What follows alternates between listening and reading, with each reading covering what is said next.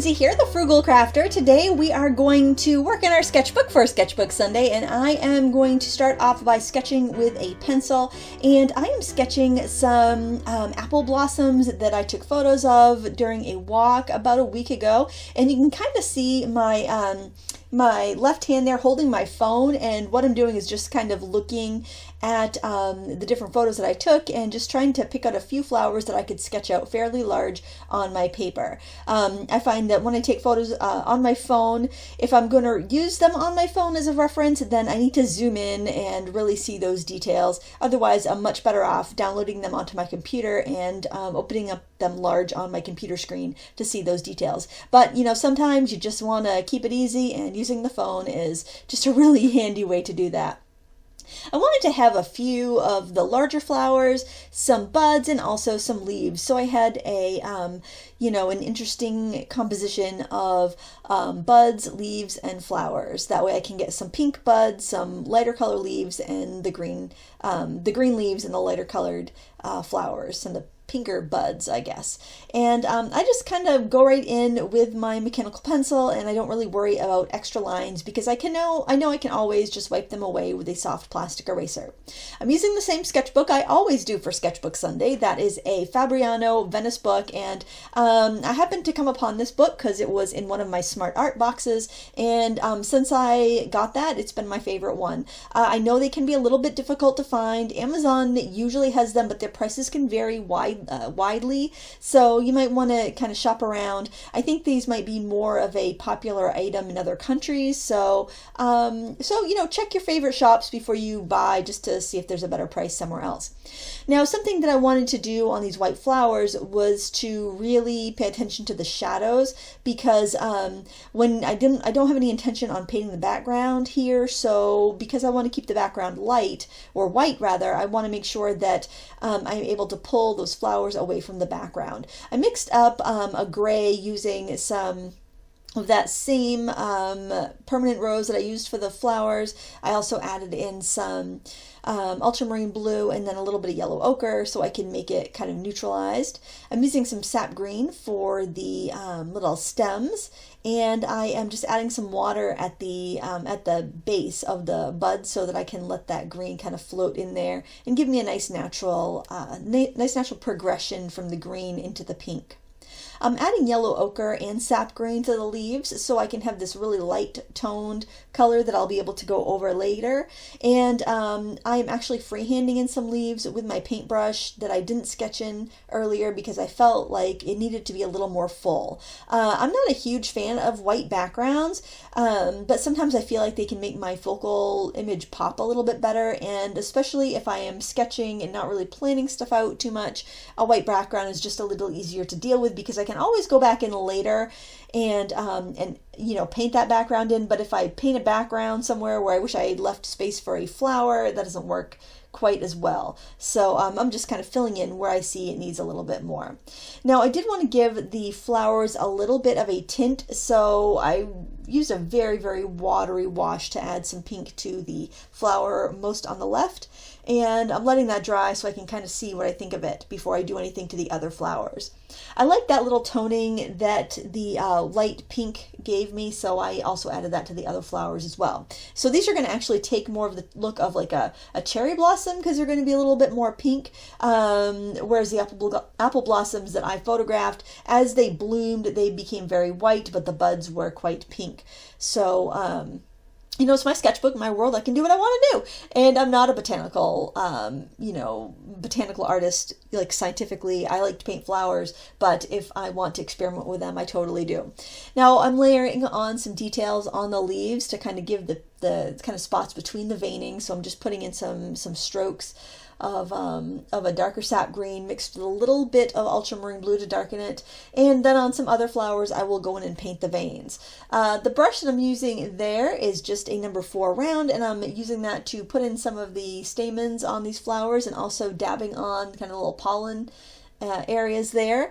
It was really neat. I was able to grab a picture of a bee as it was pollinating the flowers, but unfortunately in my photo it was so small that I really couldn't get any detail to paint from, but it was kind of cool that I was able to get a picture of it anyway.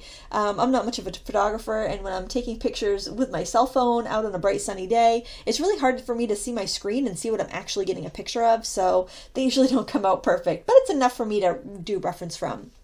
Something I am working on in my personal painting and sketching is drawing from memory a lot more. So I'm trying to observe more when I am out in a real situation rather than relying on the camera. I do think you do need to work from reference material to learn to really study shadows because they're not going to move on you. And I also think you need to paint from life to be able to study how things really look when you have the opportunity to get up close to them and touch them.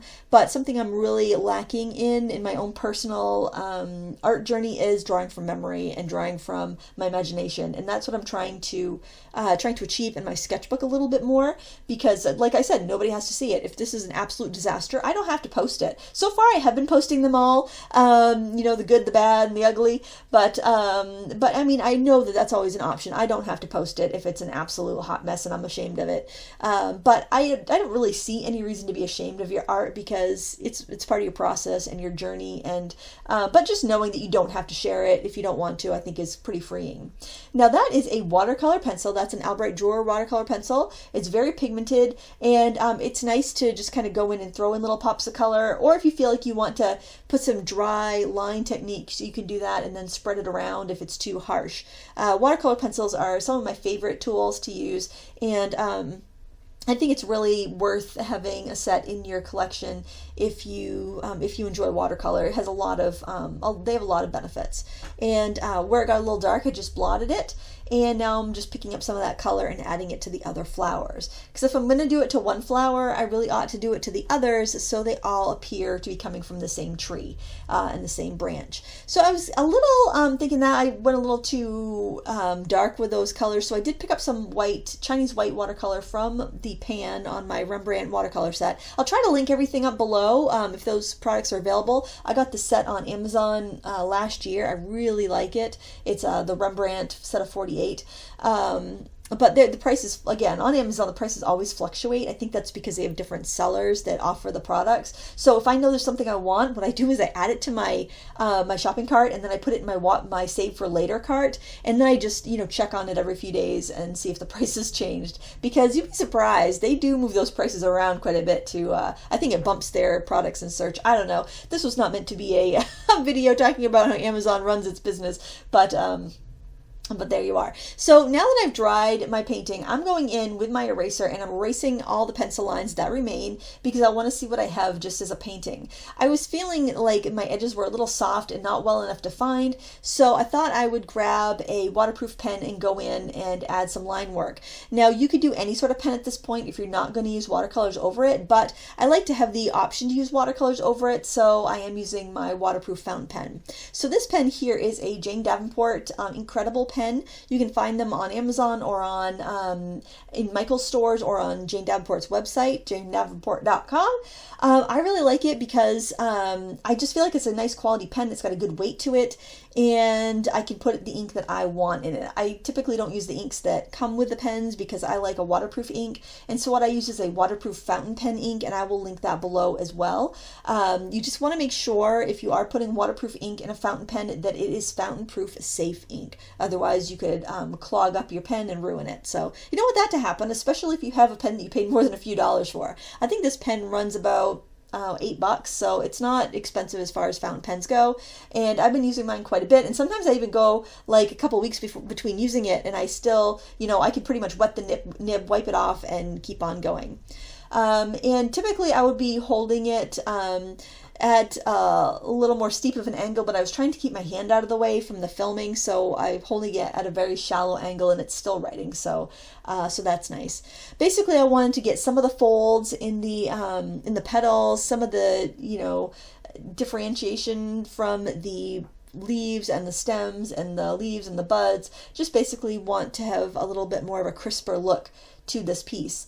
I like layering materials. I find that watercolor is my favorite medium to use, but I do definitely have this love for mixed media because it allows me to be more spontaneous in my art. Whereas in watercolor, if I'm doing anything that's really serious, or, you know, really detailed, then I really have to plan it. And I have to start usually with a sketch on another piece of paper and then transfer that sketch over and then, you know, do all this prep work that a lot of times I really just don't want to do. I want to jump in and have fun and paint. So that's where mixed media kind of is my love, because it allows me to be spontaneous. Now I'm going in with some Prismacolor pencils, and I have to say, truth be told, they're my favorite. I know, you know, I have Polychromos, I have Colorsoft by Derwent, I have, you know, several other brands, but I maybe it's because Prismacolor was the first color pencils I ever had, so they have that nostalgia, or I'm just really used to them, so I know how to, you know, coddle them and make them, you know, behave for the way that I like to work. But there's just something about a creamy Prismacolor pencil. I really like them, and they're, you know, they've gotten cheaper over the years, and they did have some, you know, they had some problems with production a few years ago, but I think they've solved most of their issues, and they're just a wonderful pencil as far as I'm concerned. So the Arteza ones are really good too if you're looking to save a little money and you want a very similar pencil to a Prismacolor. They're not quite as opaque, but generally it's your pastel colors that are opaque, and it just doesn't have that many pastel colors.